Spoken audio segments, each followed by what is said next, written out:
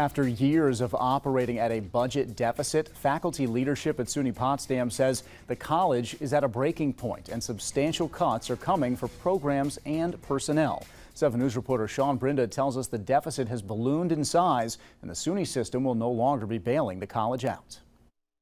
Brace for impact, a warning from Greg Gardner, the head of SUNY Potsdam's Faculty Senate, to his colleagues as the college prepares to make cuts, which Gardner says are beyond anything we have seen on the campus in living memory. In an internal letter to faculty, Gardner writes that the college is now facing a $9 million deficit, and previous estimates of increased enrollment were far off base. For years, the SUNY system has helped Potsdam cover budget deficits of around $4 million.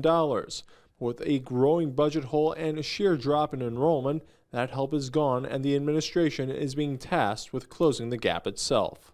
In a letter sent to faculty members discussing the $9 million deficit, Faculty Senate Chair Greg Gardner also announced that the university would be cutting 4 programs.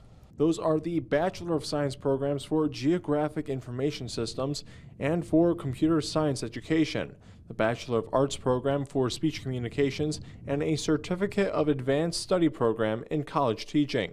Gardner says each of these programs has little or no enrollment, but one faculty member dedicated solely to each program. He says these cuts are difficult, but deeper and more painful campus-wide cuts, including program cuts, will be forthcoming. In May, we learned 5 members of the Department of Theater and Dance were told their contracts were recommended to not be renewed. Gardner says at least 2 more departments are likely to see cuts and reorganizations.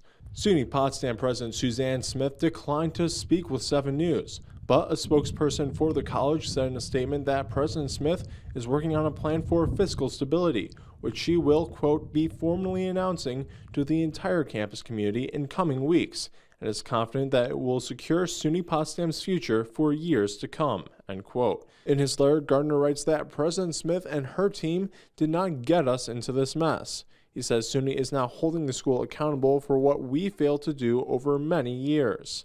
He says previous administrations were warned that difficult decisions needed to be made but failed to act. Gardner says he has been assured that the program decisions are data-driven based on enrollment and other quantitative measurements, so departments and individual faculty members are not competing with each other for a place in the lifeboats. Sean Brinda, 7 News.